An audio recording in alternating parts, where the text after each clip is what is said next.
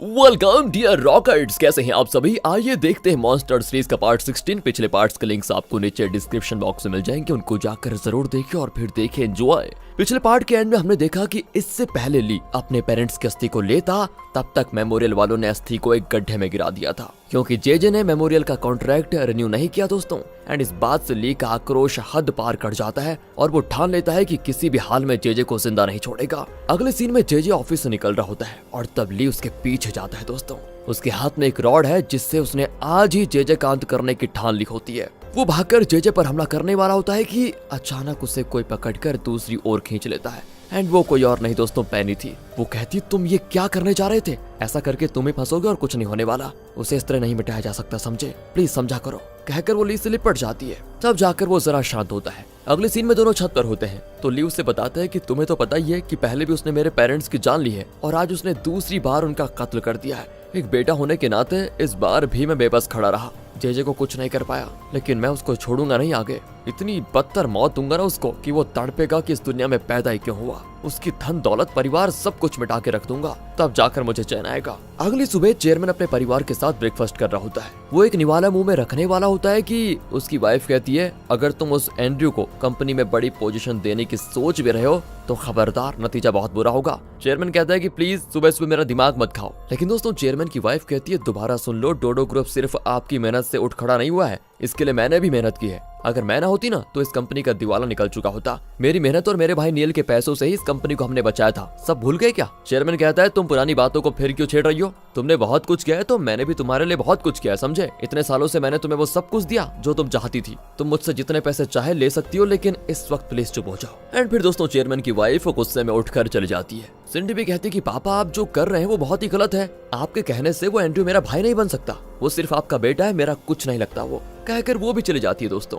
तो यहाँ ऑफिस में एंड्रयू जिना के बारे में सोच रहा होता है। जिना के रेस्टोरेंट में जाकर उसका खाना, फिर जिना का कहना कि मुझसे कभी मत मिलना, और फिर एंड्रयू का शराब के नशे में उसके घर जाना, ये सारी बातें सोचकर वो शर्मिंदा होता है कि ये मैंने क्या कर दिया। कहीं वो ये ना सोच ले कि मैं उसे मिस कर रहा हूँ। इतने में चेयरमैन आकर एंड्रयू को एक मीटिंग के लिए बुलाता है। फिर जेजे भी आता है और ली से पूछता है कि कहीं चेयरमैन को हमारे प्लान का पता तो नहीं चल गया, फिर उसने मीटिंग बुलाई क्यों है वैसे। ली को जेजे पर दोस्तों यहाँ पर इतना गुस्सा आता है, पर वो कंट्रोल करके कहता है, मुझे नहीं पता, आप खुद ही जाकर देख लीजिए। तो यहाँ मीटिंग में चेयरमैन बताता है कि अब तक आप लोगों को अनऑफिशियल सोर्सेज के जरिए एंड्रयू के बारे में कुछ न कुछ तो पता चल गया होगा, पर आज मैं ऑफिशियली अनाउंस करता हूँ कि एंड्रयू मेरा बेटा है और आज से एसपीडी को यही लीड करेगा, आज से यही वाइस चेयरमैन भी है। सभी चौंक जाते हैं, लेकिन जेजे बड़ा खुश होता है। मीटिंग के बाद सिंडी चेयरमैन से पूछती है कि पापा आपने किस क्वालिफिकेशन के आधार पर इसे वाइस चेयरमैन बनाया? तो चेयरमैन कहता है कि सुनो मेरी बात, तुमने और तुम्हारे भाई ने डोडो ग्रुप को पहाड़ से खाई में धकेलने की पूरी कोशिश की, उसके बाद मुझे तुम दोनों पर भरोसा नहीं रहा और मुझे लगता है कि हमें एंड्रयू को भी खुद को साबित करने का एक मौका देना चाहिए। वो एंड्रयू से कहता है कि बेटा मुझे नहीं पता कि तुम मुझसे क्या एक्सपेक्ट कर रहे हो, पर मैं तुम्हें वो सब कुछ दूंगा जो मैंने अपने बाकी 2 बच्चों को दिया है। तुम्हारा काम है सिर्फ खुद को प्रूफ करके दिखाना कि तुम इस कंपनी को चला सकते हो। ये कहकर वो चला जाता है दोस्तों। एंड्रयू तो बड़ा खुश हो जाता है और सिंडी से पूछता है, क्यों मेरी बहन, कैसा लगा पापा का ये शॉक ट्रीटमेंट तुम्हें? वो भी चिढ़ जाती है, बस एक ही बात कहती रहती है कि तुम मेरे भाई कभी नहीं हो सकते। वो कहता है, तुम मुझे भाई मानो या ना मानो, पर इस जन्म में मेरी तुम इकलौती बहन हो। इस तरह दोस्तों डायलॉग बोलकर वो चला जाता है। सिंडी गुस्से में चिल्लाती है कि चैंग कहाँ मर गए तुम? चैंग दोस्तों पता है ना आपको कौन? ली यार। कहकर वो ली को ढूंढने लग जाती है। ली भी नोटिस देखकर समझ जाता है कि एंड्रयू को एसपीडी का हेड और वाइस चेयरमैन बना दिया गया है। Oh my God. तभी मोजो कहता है, मुझे पता था ऐसा ही कुछ होगा, पर यकीन नहीं होता कि एंड्रयू को चेयरमैन ने इतनी जल्दी इतनी बड़ी पोजीशन पर बैठा दिया। ली कहता है, उसकी पोजीशन की मुझे कोई फिक्र नहीं है, पर वो बस हमारे रास्ते में कभी ना आए, इसका बंदोबस्त करना पड़ेगा। वो जेजे से मिला हुआ है, इसलिए आप भी सावधान रहना। मोजो कहता है कि मैंने वो सब चेयरमैन को बता दिया है और चेयरमैन कोई और ही प्लान कर रहा है। तो दोस्तों यहाँ से अगले सीन में ली और जेजे एक रेस्टोरेंट में बैठे होते हैं। जेजे कहता है कि चेयरमैन को हमारे प्लान का पता चल गया है शायद, इसलिए उसने कंपनी के बाकी शेयर्स को भी खरीदना शुरू कर दिया है। हमें थर्सडे के बाकी शेयर्स को खरीदना शुरू कर देना होगा। ये बात कर ही रहे होते हैं, इतने में जेजे का बॉडीगार्ड आकर उसको 30 पेन ड्राइव्स देता है, जिसमें उन 30 फेक अकाउंट्स के एक्सेस डिटेल्स हैं। उन 30 अकाउंट्स के पेन ड्राइव्स वो जेजे को दे देता है। एंड दोस्तों तब ली सोच में पड़ जाता है, असल में ली और पेनी ने भी 30 फेक अकाउंट्स खोले थे। अब इन्हें कैसे भी करके जेजे के 30 पेन ड्राइव्स को निकाल कर अपने 30 पेन ड्राइव्स को रखना होगा, ताकि जो पैसे हैं वो जेजे के अकाउंट्स के बजाय इनके अकाउंट्स में डिपॉजिट हो जाए। और अभी प्रेजेंट में ली जेजे से पूछता है कि सर क्या हम अभी ऑफिस जा रहे हैं। वो कहता है कि फिलहाल तुम दोनों ऑफिस जाओ, मुझे एक जरूरी काम है, उससे निपटा कर मैं आ जाऊंगा। कहकर यहाँ से दोस्तों जेजे उठकर जाने लग जाता है। तो ली बॉडीगार्ड से कहता है कि मैं सर को दरवाजे तक छोड़कर आता हूँ। ये कहकर वो जेजे को छोड़ने बाहर आ जाता है और एक स्टाफ को देखकर उसे एक आइडिया सोचता है। तो अगले सीन में ली और बॉडीगार्ड रेस्टोरेंट से बाहर निकल रहे होते हैं और तब ली उस स्टाफ को इशारा करता है और वो जूस पानी वगैरह ट्रे में लेकर आ जाती है। अचानक वो बॉडीगार्ड पर ऐसे गिरा देती है जैसे कि गलती से टकरा गई हो। वो कहती है सॉरी गलती हो गई एंड बॉडीगार्ड कुछ कहता नहीं और सीधे बाथरूम जाता है। और जैसा ली ने एक्सपेक्ट किया था वो ली को पेन ड्राइव्स वाला बैग देकर कहता है इसको एक काम करो, अंदर लेकर जाओ,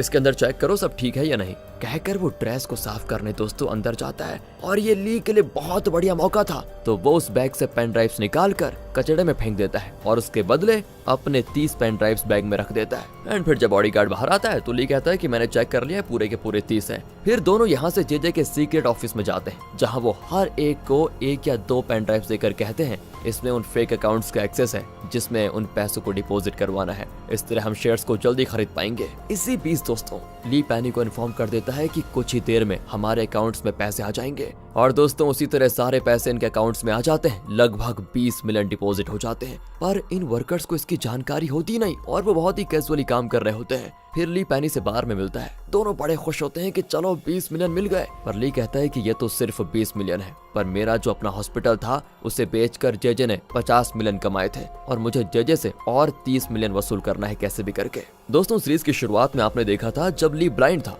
तब जेजे ने उसके हॉस्पिटल को बेचने का प्लान बनाया था, उसी के जरिए उसे 50 मिलियन मिले थे। इसीलिए अब ली कहता है कि 20 तो मैंने ले लिए, बाकी के 30 मिलियन भी उससे छीन कर रहूंगा। यहाँ से 20 मिलियन से थोड़े पैसे लेकर वो सीधे जिना के भाई को देखने उस हॉस्पिटल में जाता है। जिना ने ली को बताया था कि मेरा भाई हॉस्पिटल में है इसलिए मुझे पैसों की जरूरत है। यहाँ हॉस्पिटल में जॉन को ली कुछ पैसे देता है और कहता है इससे आप जिना के भाई का हॉस्पिटल बिल भर दीजिए। एंड जॉन भी यकीन नहीं कर पाता कि ली जिना के लिए इतना कुछ कर रहा है। ली कहता है कि आप जिना को ये मत कहिएगा कि पैसे मैंने दिए प्लीज, और उसको कह दीजिए कि आपने सारे पैसे भरे हैं। जॉन कहता है मुझे जिना के लिए बड़ी फिक्र हो रही थी कि उसका कोई नहीं है, पर सच में वो बहुत लकी है जो तुम जैसा अच्छा इंसान उसका साथी है और उससे शादी करने जा रहा है। ली चौंक कर कहता है ये आप क्या कह रहे हैं, ऐसा कुछ भी नहीं है, मैं तो सिर्फ उसका अच्छा दोस्त हूँ और कुछ नहीं। अब जॉन उसे लेकर जिना के भाई से मिलने जाता है पर भाई का नाम वहाँ पर कुछ और ही लिखा होता है। ली उससे बात करने की कोशिश करता है लेकिन वो जरा मेंटली चैलेंज्ड लड़का है तो वो ली से ठीक से बात नहीं कर पाता। कुछ देर के बाद ली भी चला जाता है लेकिन तभी जिना का भाई बड़बड़ाने लग जाता है कि इस आदमी की आवाज तो ली जैसी है, तो क्या यही ली है या वो ली था।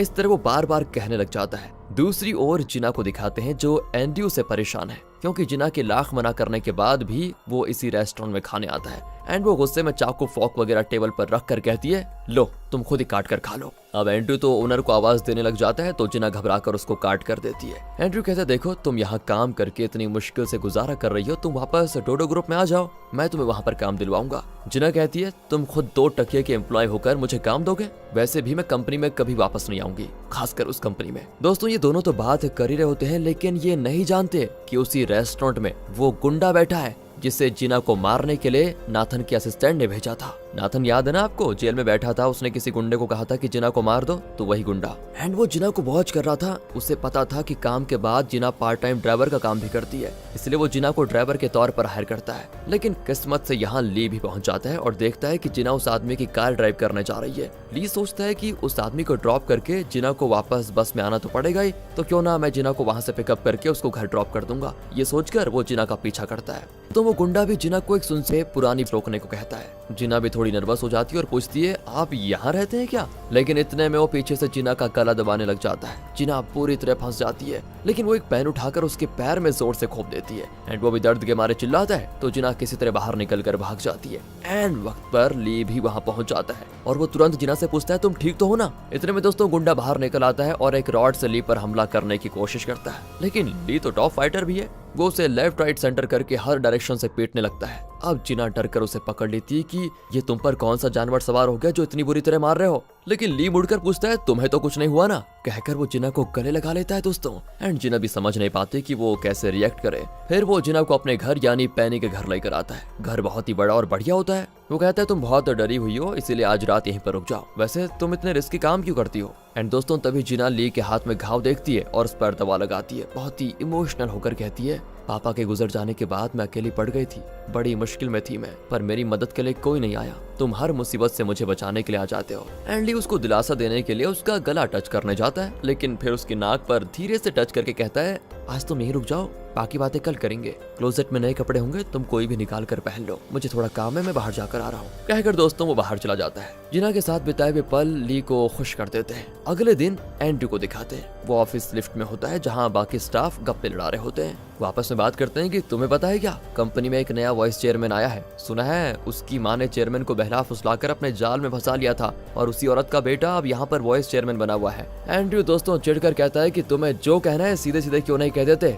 मैं ही वो वाइस चेयरमैन हूँ, अब बताओ तुम लोगों को प्रॉब्लम क्या है। सभी घबरा कर लिफ्ट से उतर जाते हैं। दोस्तों एंड्रयू अब अपने ऑफिस की ओर जा ही रहा होता है तो वो नाथन के असिस्टेंट को फोन पर बात करते हुए सुन लेता है। असल में दोस्तों वो उस गुंडे से बात कर रहा था कि तुमने ये मौका भी गवा दिया, जिना को पीटने के लिए तुम्हें कितने और दिन चाहिए। एंड्रयू तो सीधे सीधे उसकी शर्ट पकड़कर पूछ लेता है कि सच बताओ तुम्हें ये सब करने को किसने कहा, और जिना के साथ तुम्हारी दुश्मनी क्या है। अगर तुमने अपना मुंह नहीं खोला ना तो मैं तुम्हारा मुंह फाड़ के रख दूंगा, जल्दी बताओ। वो भी घबरा कर सब कुछ उगल देता है। दोस्तों अब अगले सीन में असिस्टेंट एंड्रयू को जेल में लेकर जाता है जहाँ वो नाथन से मिलते हैं। असिस्टेंट के मुंह में चोट देखकर नाथन पूछता है तुम्हें चोट कैसे आई और इसे यहाँ पर क्यों लेकर आ गए हो एंड्रयू को, इसका तो मैं मुंह भी नहीं देखना चाहता। असिस्टेंट कहता है कि सर ये डोडो ग्रुप के एसपीडी का नया हेड और वाइस चेयरमैन है। नाथन कहता है पापा की मती मारी गई है क्या जो इसे वाइस चेयरमैन बना दिया, इसे कुछ आता जाता भी है क्या। तब असिस्टेंट बता देता है कि ये आपके पापा का बेटा है इसीलिए। क्या? नाथन चौंक जाता है और पूछता है ओह तो ये उस औरत का बेटा है जिसे कई साल पहले माँ ने मारकर भगा दिया था। दोस्तों ये सुनकर एंड्रयू कहता है कि तुम मुझे जितनी गालियां चाहे दे दो, मुझे इसकी कोई फिक्र नहीं है, लेकिन अगर जिना के साथ कुछ भी तुमने बुरा करने की कोशिश की तो तुम्हारा बुरा हाल करके रख दूंगा। बस नाथन भड़क जाता है कि तुम मेरे नौकर हो समझे, मैं एक बार बाहर निकल जाऊं फिर देखता हूं तुम्हें। एंड्रयू भी कह लेता है कि तुम जिस दिन बाहर निकलोगे उस दिन देख लेंगे तुम उखाड़ क्या लेते हो, लेकिन तब तक जिना पर कोई भी आंच नहीं आनी चाहिए, वरना मैं वो काम कर दूंगा जिससे तुम उम्र भर इसी जेल में पड़े रहोगे, समझे। कहकर वो चला जाता है। दोस्तों अब नाथन असिस्टेंट से पूछता है कि अगर ये वाइस चेयरमैन बन गया है तो क्या पापा इसे अपना वारिस घोषित करने वाले हैं क्या। असिस्टेंट डरकर कहता है कि पता नहीं सर, हो भी सकता है। एंड इस पर तो नाथन जैसे पागल ही हो जाता है और चिल्लाने लगता है कि तुम जाओ मेरे बाप से कहो कि मुझे यहाँ से बाहर निकाले, मैं सबको मार डालूंगा।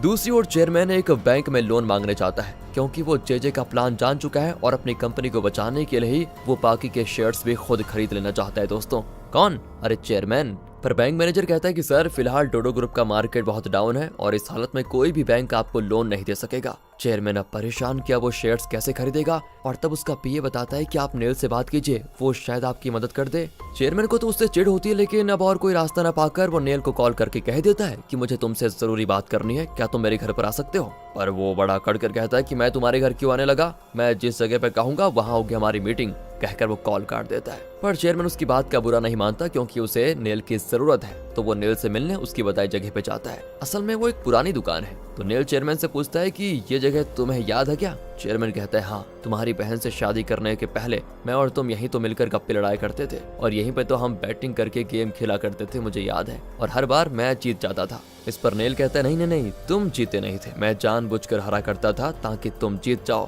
पर अब ऐसा नहीं होगा क्योंकि तुम खुद को कुछ ज्यादा ही स्मार्ट समझने लगे हो। मैं एक पॉलिटिशियन हूँ और तुमने मुझे बहुत अंडरएस्टिमेट कर लिया है, अब हर गेम में मैं ही जीतूंगा और तुम हारोगे। दोस्तों वो तो ये जानना ही नहीं चाहता कि चेयरमैन ने उसे क्या कहने के लिए बुलाया था, और वो अपनी बात करके उठकर चला जाता है। चेयरमैन भी सोच लेता है कि बेटा ये तो वक्त ही बताएगा कि कौन किसे हराएगा। अब अगली सीन में मोजो ली को बताता है कि लगता है डोडो ग्रुप चेयरमैन के हाथ से निकल जाएगा क्योंकि उन्हें शेयर्स खरीदने के लिए कोई लोन नहीं मिल रहा। ली कहता है कि मैं किसी को जानता हूँ जो हमें उधार दे सकता है। मोजो अब बड़ा खुश कि अगर तुमने ये कर दिया तो कंपनी को हम बचा सकते हैं। असल में दोस्तों ली उस 20 मिलियन के बारे में सोच रहा है जो उसने फेक अकाउंट्स के जरिए जेजे से वसूल किया था। उन्हीं पैसों को डोडो ग्रुप के अकाउंट में ट्रांसफर करने की वो सोच रहा है। एंड पैनी भी इस बात के लिए मान जाती है और वो उन पैसों को डोडो ग्रुप के अकाउंट में ट्रांसफर कर देते हैं। अब यहाँ से दिखाते हैं ली को जो दूसरी चाल चलता है। वो जेजे से कहता है कि सर चेयरमैन ने सारे शेयर्स खुद खरीदने का फैसला कर लिया है और उन्होंने पैसों का भी इंतजाम कर लिया है, शायद वो आज ही शेयर्स खरीद लेंगे।